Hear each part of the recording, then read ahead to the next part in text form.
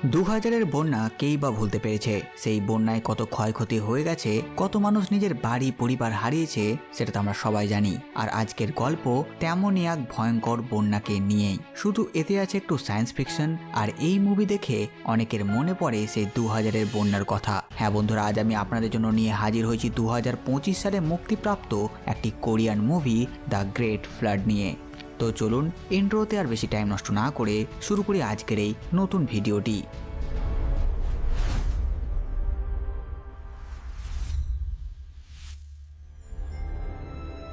Movie শুরুতে দেখা যায় এক মহিলাকে, এর নাম হচ্ছে এনা। তার ছেলে জিন তাকে ঘুম থেকে তোলে যাতে সে সাঁতারের প্র্যাকটিসের জন্য যেতে পারে। আর তাই জিনের ইচ্ছা যে তার মা আজ কাজ থেকে ছুটি নিয়ে নিক, কারণ আজ তার আন্ডার ওয়াটার ড্রাইভিং টেস্ট আছে। আর সে গত 2 দিন ধরে এই টেস্টের প্রস্তুতি নিচ্ছে। এনা বিছানা থেকে ওঠে, আর তখন সে বাড়ির বাইরে থেকে শব্দ শুনতে পায়, আর জানালা খুলে দেখে বাইরে প্রচন্ড বৃষ্টি হচ্ছে। তারপর সে জিনের জন্য ব্রেকফাস্ট বানাতে শুরু করে, আর প্রতিদিনের মতো নিজের মাকে ফোন করে খোঁজ নেয়। আর সে জানতে পারে তার মায়ের এলাকাতেও ভারী বৃষ্টি হচ্ছে। এটা শুনে এনার মনে হয় কিছু অস্বাভাবিক হচ্ছে। তখন জোরে ঝড় শুরু হয়, যা দেখে মনে হচ্ছে যে এই ঝড় তাড়াতাড়ি থামবে না। এই বৃষ্টিতে সে আজ কাজে যেতে পারবে না। তাই সে তার মায়ের সাথে কথা শেষ করে ব্রেকফাস্ট তৈরি করতে শুরু করে। ঠিক তখন সে দেখে ঘরের মেঝেতে জল আসতে শুরু করেছে। তারা তো একটি উঁচু বিল্ডিং এর অনেক উঁচু ফ্লোরে থাকে, আর এখানে জল আসা মানে বিপদ অনেক বেশি। তখন সে জানালা দিয়ে তাকিয়ে দেখে উঁচু জলের ঢেউ এলাকা ডুবিয়ে দিচ্ছে। এটা দেখে অ্যানা হতবাক হয়ে যায়, আর তার মুখে বিভ্রান্তির ছাপ স্পষ্ট। ঠিক সেই সময়ে অ্যালার্ম সিস্টেম থেকে বিল্ডিং ম্যানেজমেন্ট সতর্ক বার্তা দেয়, আর তাতে জানানো হয় একটা বড় বন্যা এসে গেছে, আর জল 3য় তলা পর্যন্ত উঠে গেছে। তাই সমস্ত রেসিডেন্টকে তাড়াতাড়ি ওপরের তলায় যেতে বলা হয় নিজেদের জীবন বাঁচাবার জন্য। জলের কারণে বিদ্যুৎও চলে গেছে, লিফটও কাজ করছে না, আর তাই এখন সিঁড়ি দিয়ে উঠতে হবে সবাইকে। অ্যানার সাথে সাথে দৌড়ায় রুমের দিকে, আর নিজেরা ছেলের কাপড় গোছাতে শুরু করে। ঠিক তখনই একটা ফোন আসে। ফোনটা একজন পুলিশ অফিসারের, তার নাম হচ্ছে জো। সে জানায় অ্যানার নিরাপত্তা এবং তার উদ্ধারের দায়িত্ব তার উপরে কোম্পানি দিয়েছে। আর তাই সে অ্যানাকে ফোন করে বলে জিনকে নিয়ে ওপরের তলায় আসতে, আর ততক্ষণে সেও পৌঁছে যাবে সেখানে। এখানেই জানা যায় অ্যানা হচ্ছে একজন ডাক্তার, আর সে আর্টিফিশিয়াল ইন্টেলিজেন্স এবং ন্যাচারাল ডিজাস্টার প্রেডিকশনের বিশেষজ্ঞ। আর এই কারণেই আগে থেকে তার মনে হচ্ছিল পরিস্থিতি অস্বাভাবিক। কিন্তু অ্যানা এসব চিন্তায় সমনষ্ট না করে সে তার ছেলের ওষুধ একটা ছোট ব্যাগে রাখে। তারপর ছেলেকে পিঠে তুলে বাইরে বের হয়। বাইরে বেরিয়ে সে চমকে যায়, চারিদিকে জল, আর সেই বিল্ডিং এর অনেক লোক সবাই ওপরের তলার দিকে দৌড়াচ্ছে, আর সিঁড়িতে প্রচন্ড ভিড়। সবাই ওপরের দিকে ওঠার চেষ্টা করছে। অ্যানাও সেদিকে এগিয়ে চলে ছেলেকে নিয়ে, কিন্তু একটু গিয়ে সে জানতে পারে ওপরে যাওয়ার পথ কিছুর কারণে ব্লক হয়ে গেছে। তাই পাড়াপড়শিরা সবাই সিঁড়িতেই দাঁড়িয়ে আছে, আর কেউ এগোতে পারছে না। কিন্তু অ্যানাকে তো বিল্ডিং এর উপরে যেতেই হবে, তাই সে বিল্ডিং এর দ্বিতীয় দিকে সিঁড়ির কাছে দৌড়ায়, আর সিঁড়ি বেয়ে উঠতে উঠতে ছেলেটাকে শান্ত করার চেষ্টা করে যাতে সে ভয় না পায়। কিন্তু ছোট্ট ছেলে নিজের সামনে এক ভয়ঙ্কর দৃশ্য দেখে ফেলে। বিল্ডিং এর বাইরে অমন বন্যায় জলে ভাসছে মানুষ। তারা বাঁচতে চাইছে, তারা সাহায্যের জন্য চেঁচাচ্ছে, আর কিছুজন তো মরে গেছে। অ্যানা তার মন অন্যদিকে ঘোরাবার জন্য গান গাইতে শুরু করে, আর সে দ্রুত ওপরের দিকে উঠতে লাগে। কিছু দূর উঠে সে দেখে এই সিঁড়িটাও বন্ধ, কারণ জিনিসপত্রতে পথ বন্ধ। তাই অ্যানা সিঁড়ির ধার দিয়ে কোনো রকমে বেরিয়ে যেতে চায়। ঠিক তখন তার পা ফসকে যায়, আর সে হয়তো পড়ে যেত, কিন্তু সে কোনো রকমে নিজেকে সামলে নেয়। আর ওপরে উঠে সে ঠিক সামনে থাকা বিল্ডিং এ জোকে দেখতে পায়। জো তাকে খুঁজছে। অ্যানা জোকে ডাক দিয়ে ইশারায় নিজের অবস্থান বোঝানোর চেষ্টা করে, কিন্তু ঠিক সেই মুহূর্তে বুঝতে পারে তার ছেলে তার পাশে নেই। এইদিক সেদিকে দেখতেই তার চোখে পড়ে জিন পাশের একটি রুমে ঢুকে যাচ্ছে। অ্যানা দৌড়ে সেই রুমে ঢোকে, আর ছেলের পেছনে ছুটে যায়। ঠিক তখনই উঁচু জলের ঢেউ জানলা ভেঙে ঢুকে পড়ে সেই ফ্লোরে, আর পুরো অ্যাপার্টমেন্ট ডুবে যায়। এই দৃশ্যে অ্যানার মাথায় আসে একটা পুরনো স্মৃতি। সে দেখে গাড়ির ভিতর সে আর তার স্বামী, আর চারিদিকে জল, কারণ তারা ডুবে যাচ্ছে। তার স্বামী চেষ্টা করছে তাদের ছেলেকে বাঁচাতে, আর সে নিজের সিট বেল্ট খোলার চেষ্টা করছে এবং নিজে বের হতে চাইছে, কিন্তু স্বামী নিজে আটকে যায়, বের হতে পারে না। তখন অ্যানার হাতে আর কোনো উপায় ছিল না। সে স্বামীকে পেছনে রেখে ছেলেকে নিয়ে বেরিয়ে আসে, যাতে অন্তত তার ছেলে বেঁচে থাকে। এই স্মৃতি থেকে বেরিয়ে অ্যানা জলের নিচে খুঁজে চলে নিজের ছেলেকে। চারিদিকে ভাসছে মৃতদেহ। অ্যানা সেগুলোর মাঝে ছেলেকে খুঁজছে। অবশেষে সে জিনকে খুঁজে পায়। জিন অজ্ঞান। অ্যানা তাকে জাগানোর চেষ্টা করে, কিন্তু কোনো লাভ হয় না। সে অ্যাপার্টমেন্টের দরজা খুলে বেরিয়ে আসতে চায়, কিন্তু এদিকে দরজাও আটকে গেছে আর অ্যানার নিঃশ্বাস নিতে কষ্ট হতে লাগে, কারণ অনেকক্ষণ ধরে সে জলের তলায়। ঠিক তখন জো এসে হাজির হয় আর সে দরজা খুলে অ্যানা ও জিনকে উদ্ধার করে আর দুজনকে জলের বাইরে নিয়ে আসে। এরপর জিনকে সিপিআর দেয় আর তার জ্ঞান ফিরে আসে। অ্যানা ছেলেকে জড়িয়ে ধরে কাঁদতে লাগে। এরপর জো রিপোর্ট রেকর্ড করে আর সে বলে ডক্টর অ্যানা ও তার ছেলে জিনকে উদ্ধার করা হয়েছে আর এখন তাদের বিল্ডিং এর উপরে নিয়ে যাওয়া হচ্ছে। তারপর জো বলে তাদেরকে ছাদে যেতে হবে, কারণ কিছুক্ষণের মধ্যে হেলিকপ্টার আসবে, তাই সিঁড়ি বেয়ে উঠতে শুরু করে তারা। এখানে জিন বলে তার মনে পড়ে গেছে সেই দুর্ঘটনার কথা, গাড়ি ডুবে যাওয়া আর তার বাবার মৃত্যু। অ্যানা তাড়াতাড়ি তাকে থামিয়ে দেয় আর শান্ত করার জন্য আবার গান গাইতে শুরু করে। সিঁড়িতে উঠতে উঠতে অ্যানার মনে হয় জলটা নোনতা, কিন্তু এই জল তো এমন হওয়া উচিত নয়, এটা তো বর্ষার জলের মতো হওয়া উচিত, কারণ বৃষ্টি হচ্ছে। তখন জো জানায় একটা ছোট প্ল্যানেট গিয়ে আন্টার্কটিকার সঙ্গে ধাক্কা খেয়েছে, ফলে বরফ গলে গিয়ে সমুদ্রের নোনা জলে মিশে গেছে সে বৃষ্টির সঙ্গে, ফলে পুরো জাপান ডুবে গেছে এবং এই 30 তলা বিল্ডিংটাও কিছুক্ষণের মধ্যেই ডুবে যাবে। যা শুনে অ্যানা হতবাক আর সে জিজ্ঞেস করে তাহলে এক্সপার্টরা এটা আগেই বুঝতে পারলো না কেন, পূর্বাভাস দেওয়া হয়নি কেন? জো বলে ধারণা ছিল, কিন্তু প্রস্তুতি নেওয়ার মতো সময় ছিল না। আর সে বলে আজ মানুষের সভ্যতার শেষ দিনও হতে পারে, মানব জাতি শেষ হয়ে যাবে আজকে। জো এটাও বলে অ্যানার দায়িত্ব একটি নতুন মানব প্রজাতি তৈরি করা, সেই কারণেই তাকে বাঁচানো জরুরি। সে মনে করিয়ে দেয় অ্যানা সেই 2 মানুষের একজন যারা এআই দিয়ে হিউম্যান ইমোশন সিস্টেম তৈরি করেছে, আর ম্যানেজার হান নিখোঁজ হয়ে গেছে আর ধরা হচ্ছে সে মৃত, তাই এখন অ্যানাই হচ্ছে শেষ ভরসা। জো জানায় ল্যাবে মানুষের মতো শরীর তৈরি করার টেকনোলজি আছে, তাদের টেকনোলজি কৃত্রিম শরীর বানিয়ে ফেলবে, কিন্তু সেখানে একটি জিনিস নেই আর সেটি হচ্ছে ইমোশন সিস্টেম। তাই এখন সবকিছু অ্যানার উপরই নির্ভর, আর তাই কোম্পানি অ্যানাকে উদ্ধার করার মিশন দিয়েছে।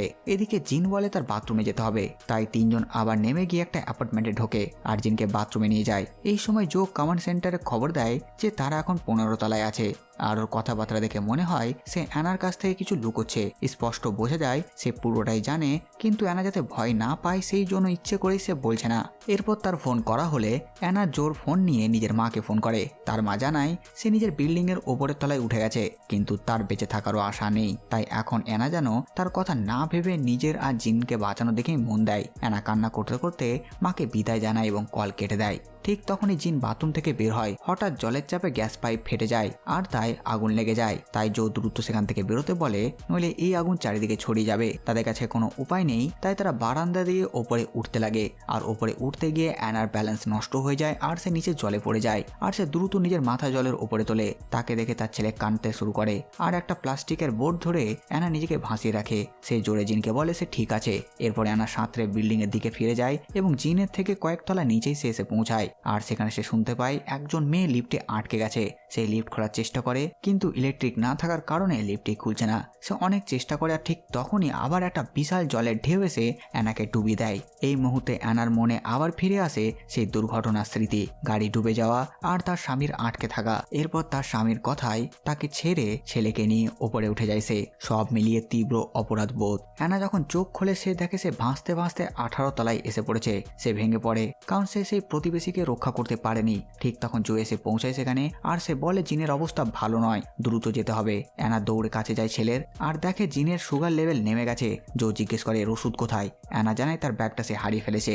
এরপর অ্যানা ছেলেকে বুকে ধরে কাছের অ্যাপার্টমেন্টে ঢুকে যায়। সেই বাসায় বয়সী দম্পতি থাকে। তাদের কাছে সে ক্ষমা চেয়ে নেয় এবং ছেলেকে মেঝেতে শোয়ায়। তারপর ফ্রিজ থেকে জুস বের করে তার মধ্যে প্রচুর চিনি মিশিয়ে জিনকে খাওয়াতে থাকে। এই সময় অ্যানার মনে পড়ে ম্যানেজার হানের সঙ্গে তার পুরনো কথা। স্বামী মারা যাবার পর অ্যানা ছেলেকে ছেড়ে দিতে চেয়েছিল, ভাবতো সে ভালো মা হতে পারবে না। তখন হান তাকে থামিয়ে বলেছিল ল্যাব একদিন তোমার কাছ থেকে জিনকে নিয়ে নেবে, ঠিক তেমনই যেমন তারা আমার মেয়ে ইউজিনকেও নেবে। এখানেই প্রথম জানা যায় জিন আর ইউজিন জন্মায়নি, ওদের তৈরি করা হয়েছে। মানে অ্যানার সেই হিউম্যান ইমোশন সিস্টেমের প্রথম সফল পরীক্ষামূলক সন্তান ওরা। দুজন মাই বুঝতে পারেনি ওরা এতটা আবেগে জড়িয়ে পড়বে একদিন, আর এটাই ছিল সবচেয়ে বড় ভুল। আবার বর্তমান সময় দেখানো হয় জিন সুস্থ হয়ে উঠে বলে সে নিজের কাপড় নোংরা করে ফেলেছে। তখন অ্যানা সেটা পরিষ্কার করতে সাহায্য করে আর জানালা দিয়ে দেখে সূর্য উঠেছে, ঝড়ও থেমে গেছে। কিন্তু জো বলে এটা শুধু অস্থায়ী, ঝড় আবার ফিরতে পারে। এরপর জো তাকে সেই কথা বলে যেটা সে আগে বলেনি, ল্যাবে পৌঁছালে জিনকে তার কাছ থেকে ছিনিয়ে নেওয়া হবে। জো এও বলে যে সে নিজেও যখন ছোট ছিল তখন তাকে তার মা ছেড়ে দিয়েছিল, এই কারণে সে মানুষদের ঘৃণা করে। সে ইচ্ছে করে এনাকে সত্য জানায় আর দেখতে চাই অ্যানার প্রতিক্রিয়া কেমন হয়। এইসব শুনে অ্যানা ভেঙে পড়ে, কিন্তু তবুও নিজেকে শক্ত রাখে আর কিচ্ছু বলে না। এমন সময় ঝড় আবারও ফিরে আসে। তিনজন আবার দৌড়ে বের হয়। সেই বুড়ো দম্পতি বেরোতে চায় না, তারা নিজের শেষ জীবনটুকু এভাবেই একসাথে কাটিয়ে দিতে চায় এখানেই। এদিকে এক জায়গায় অ্যানা দেখে এক ব্যক্তি তার গর্ভবতী স্ত্রীকে নিয়ে সেখানে আছে, সে সাহায্য চায়, কিন্তু জো বলে থামার সময় নেই তাদের কাছে। তাই অ্যানা ক্ষমা চেয়ে সাহায্য না করেই পালিয়ে যায় সেখান থেকে। জিন তখন তার মাকে জিজ্ঞেস করে, আমাকে জন্ম দিতে তোমারও কি ব্যথা হয়েছিল? এর উত্তর অ্যানা দিতে পারে না, কিন্তু তার চোখ ভিজে যায়। সে তখন জিনকে নামিয়ে দেয় পিঠ থেকে এবং ভেঙে পড়ে কান্নায়। জো এসে বলে আর মাত্র একতলা বাকি, রুফটপ এসে গেছে। কিন্তু অ্যানা বলে সে ছেলেকে ছাড়তে পারবে না। জো প্রতিশ্রুতি দেয় সে সাহায্য করবে যাতে জিন তার কাছে থাকতে পারে। এরপর ওরা দুজনেই ছুটে যায় শেষ তলার দিকে। সেখানে উপস্থিত হয় ল্যাব টিম, আর তাদের সাথে আছে টিমের লিডার কিম। কিম বলে জিনকে তারা নিয়ে যাবে, আর তার নতুন নাম নিউ হিউম্যান নাম্বার 77। আর এনার কাজ আবার শুরু হবে সে হিউম্যান ইমোশন সিস্টেম তৈরি করাতে। এরপর জিনকে ছিনিয়ে নেওয়া হয় এনার কাছ থেকে। অ্যানা ভেঙে পড়ে, সে চিৎকার করে, কিন্তু তাদের থামাতে পারে না। সে জোর কাছে দৌড়ে গিয়ে সাহায্য চায়, কিন্তু জো বলে সে অ্যানার কাছে মিথ্যা বলেছিল আর হান বেঁচে আছে, আর সে তার মেয়ে ইউজিনকে নিয়ে পালিয়ে গেছে। সে তার সন্তানকে ছাড়েনি, কিন্তু অ্যানা জেনেও এসেছে যে তার সন্তান কেড়ে নেওয়া হবে। এই বলে জো সরে যায়, আর সে তাদের সাথে হেলিকপ্টারে যেতে চায়, কিন্তু সে হেলিকপ্টারে দুইজন অফিসার জোকে গুলি করে মেরে ফেলে। এদিকে অ্যানা ভেঙে পড়েছে। সৈন্যরা জিনকে ইঞ্জেকশন দেয় আর তার মাথার চুল কাটতে লাগে সার্জারির জন্য। অ্যানা কিমের পায়ে পড়ে কাঁদতে লাগে যাতে সে তার ছেলেকে ফিরিয়ে দেয়, কিন্তু কিম তা অস্বীকার করে আর বলে অ্যানার তৈরি এই মডেল হচ্ছে সফল, আর তাই তাকে আরও তৈরি করতে হবে সেটার মতনই। এদিকে তখন গুলির শব্দ শুনতে পায় অ্যানা, আর ঘুরে দেখে জো মারা গেছে। কিম বলে এখানে থাকা সবাই মারা যাবে, শুধু অ্যানা ছাড়া। অ্যানা শেষবার জিনকে জড়িয়ে ধরে বিদায় নেয় আর হেলিকপ্টারের দিকে হাঁটে। ঠিক তখন হেলিকপ্টারে দুই সৈনিক আসে আর তাদের সঙ্গে আছে চীনের মস্তিষ্ক। এরপর দেখা যায় অ্যানা তার ল্যাব টিমের সাথে একটা বিশাল স্পেসশিপে আছে যেটা পৃথিবীর চারপাশে ঘুরছে। হঠাৎ যোগাযোগ হয় এক ব্যক্তির সাথে, তার নাম সু। সে বলে সেই এই পুরো মিশনের ইনচার্জ। সে জানায় 15 মিনিটের মধ্যে হাজার হাজার মিটিয়র পৃথিবীতে পড়তে শুরু করবে। এর ফলে পৃথিবীর প্রায় সব জীব শেষ হয়ে যাবে, আর মানব জাতিকে পুরোপুরি নিশ্চিহ্ন হওয়ার থেকে বাঁচাতে ল্যাব 60টি স্পেসশিপ লঞ্চ করেছে পৃথিবীর বিভিন্ন জায়গা থেকে। এই স্পেসশিপগুলোর মানুষরাই হলো মানব জাতির শেষ সার্ভাইভার। সু বলে তারা যাচ্ছে ইজাবেলার ল্যাবে, যেখানে নতুন মানব দেহ তৈরি হচ্ছে। শুধু অ্যানাই পারে সেই দেহগুলোর মধ্যে ইমোশন আর মানব সত্তা দিতে।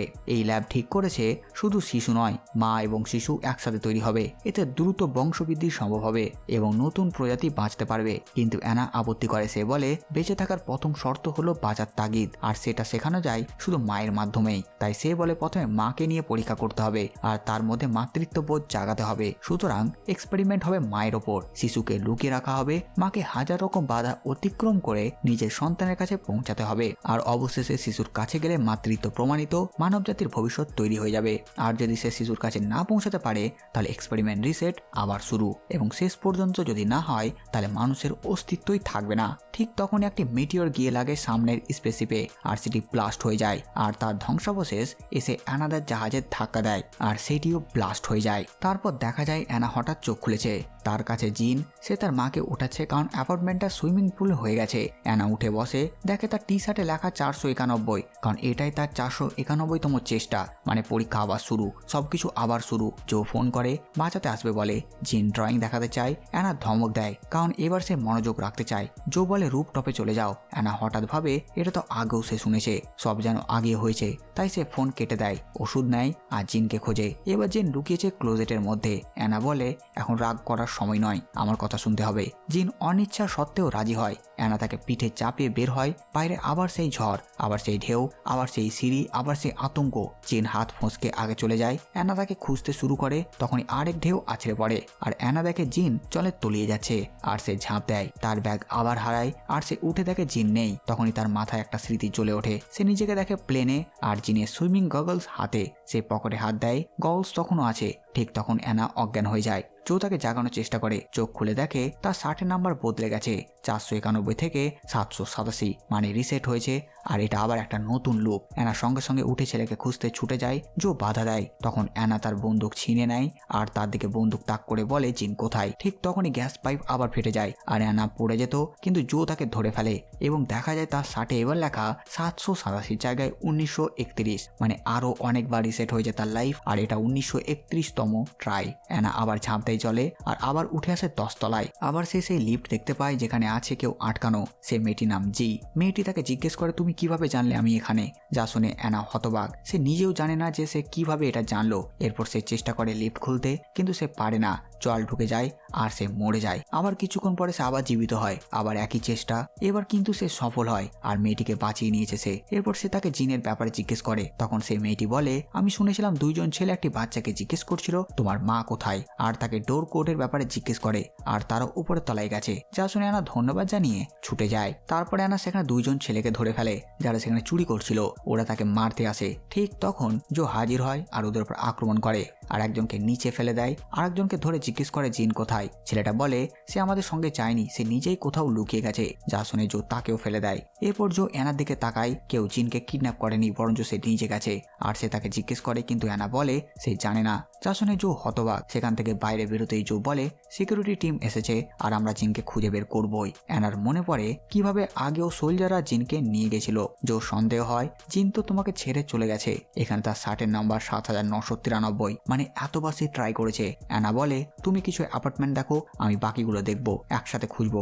অবশ্যই অ্যানা পৌঁছায় 28 তলায় আর সেখানে সেই গর্ভবতী মহিলাটির সন্তান জন্ম দিয়েছে। তার স্বামী তার পাশে। সেই মহিলাটি বলে আমি স্বপ্নে দেখেছিলাম যেদিন আমার সন্তান জন্মাবে ঠিক সেদিনই এই বড় ঝড় আসবে। যা শুনে অ্যানা চমকে ওঠে আর তার মনে পড়ে জিনও স্বপ্ন দেখেছিল এবং সেই স্বপ্নের ছবি এঁকেছিল। অ্যানা মোবাইল খুলে ছবিগুলো দেখে, সেখানে ছিল তার ছবি এবং পেছনে হেলিকপ্টার। যেদিন সে জিনকে ছেড়ে হেলিকপ্টারে উঠেছিল জিন এঁকেছিল এরকমই কয়েকশো ছবি। অ্যানা এইসব কিছু ভাবছিল আর ঠিক সেই সময়ে তাকে পেছন থেকে কেউ আঘাত করে আর সে অজ্ঞান হয়ে যায়। চোখ খুলতেই সে দেখে সে শুয়ে আছে। জো বলে তোমাকে এখন রুফটপে যেতে হবে। অ্যানা চিৎকার করে তারা তোমাকে মেরে ফেলবে। যা শুনে জো হাঁটতে হাঁটতেই ভাবে সে আগেও মরেছিল। আস্তে আস্তে তার পুরনো স্মৃতি ফিরে আসে। সে দেখতে পায় অনেকবার সে মরেছে, আবার বেঁচেছে, আবার লড়েছে অ্যানার সাথে। অ্যানা তাকে সব খুলে বলে কিভাবে প্রতিবার নতুন করে শুরু হয়, কিভাবে প্রতিবার জিন হারিয়ে যায়, কিভাবে সে প্রতিবার ব্যর্থ হয়, কিভাবে তার মাতৃত্বের পরীক্ষা চলছে।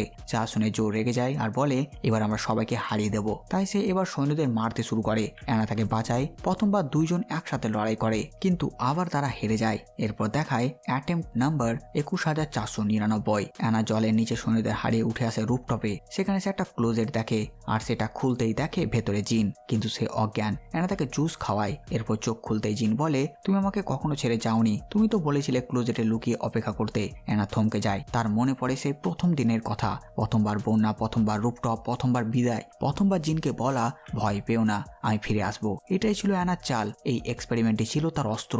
সে সময়, লুপ, সিস্টেম, ল্যাব সবকে প্রতারণা করেছে নিজের সন্তানকে বাঁচাবার জন্য। এটাই তার মাতৃত্ব, যা কোনো এআই মডেল, কোনো ল্যাব, কোনো বিজ্ঞান বোঝেনি। হঠাৎ সৈন্যরা তাকে ঘিরে ফেলে। অ্যানা গগলস বের করে জিনকে দেয় আর বলে জলের নিচে ডুব দাও। আর সে আসছে তার পেছনে। জিন ডুব দেয়, সিস্টেম ক্র্যাশ করে, সার্ভার ডাউন হয়, এক্সপেরিমেন্ট বন্ধ, লুপ ভেঙে যায়। অ্যানা লাভ দেয় আর যায় ছেলের দিকে। আর তারা একটা বড় টাওয়ার ধরে দাঁড়িয়ে থাকে জলে। আর এই মুভিটি এখানেই শেষ হয়ে যায়। তো বাস বন্ধুরা, এই ভিডিওতে বাস এতটুকুই। আপনারা কমেন্ট করে জানান ভিডিও আপনাদের কেমন লাগলো। সাথে সাথে আমার এই কাজ যেটা আপনাদের ভালো লাগে ভিডিওটি লাইক চ্যানেল সাবস্ক্রাইব করে দেবেন। তো আমি আসতে পারি নতুন ভিডিও নিয়ে। আমি প্রিন্স সালমান আর আপনারা দেখছিলেন বাংলা মুভিজ।